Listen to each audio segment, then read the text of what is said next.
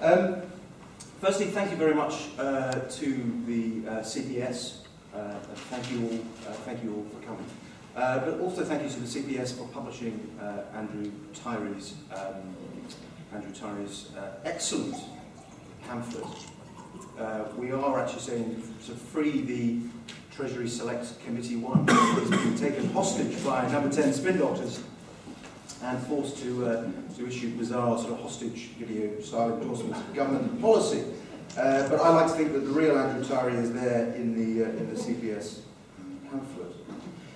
Reducing barriers to growth. Now, I think for a start, it would be a good idea if the government didn't continue to construct new barriers in the way of growth. And I think particularly what's happened in the last few days in terms of temporary agency workers directive, a lot of stuff coming from Brussels, that I just find it extraordinary that it crosses the desk of the Prime Minister and others in number 10, and someone doesn't say, okay, we know there is a problem here with Nick Clegg, but actually this is too important and this government should be focused 100% on growth and nothing else. But still, somehow, even though Conservatives within the coalition object to it, in the end people shrug their shoulders, these things are piled on to businesses in terms of costs, inconvenience, and round it goes. I mean, I suppose at the heart of it, I think it's worth looking at the history of this. I think this goes back quite a long way with the Cameroons and with the modernisers, and I think they came into government with essentially only half an economic policy. I endorsed the deficit reduction while wondering if it couldn't actually go a bit further and a bit faster.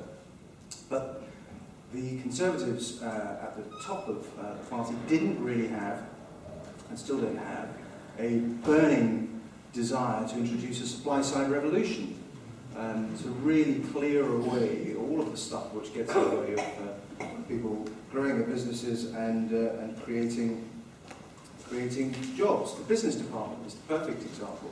And senior Conservatives despair of what's going on inside the business department. Somebody in number 10 said to me, I go there, I walk around it, there are hundreds of people there sitting at desks, I have no idea what they do all day.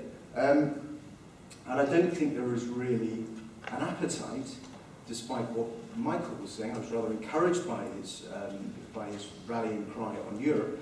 I don't sense an appetite either in government to do what he said on Europe, to really get stuck in. I think we've seen just this week the Prime Minister attempting again to try and lance the European boil and calm down the Liberal Democrats. That, I think, the politics of it are his priority. Other barriers to growth, barely mentioned, and I'm sure my fellow panelists will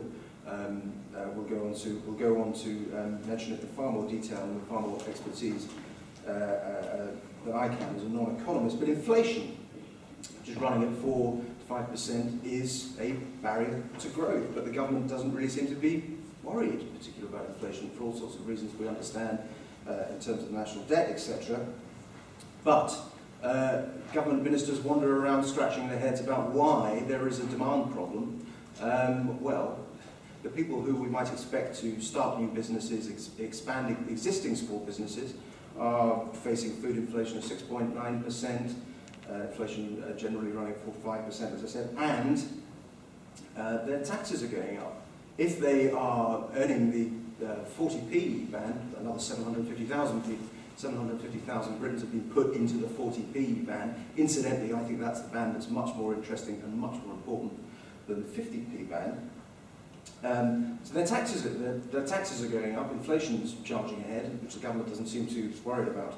So I think these problems are bigger and deeper and more fundamental than simply can't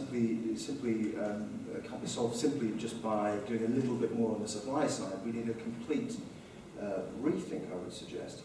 Now, the CPS has done great work and has for the last couple of years, and some of us on this panel have been saying it as well, has been urging the government and Conservatives to be much bolder. But I must confess, at the end of this week, a conference which the Conservative leadership will probably be pretty comfortable with, and I think pretty complacent about, that they kind of got away with it. I think a conference that was supposed to be about precisely this agenda, how do we get this country out of this mess, answer growth, hasn't in the end really been about that. It's been a rather flat, dull, managed affair, as Andrew Tyree discovered. So I think those of us who believe in these arguments are going to have to regroup and reorganise and shout louder.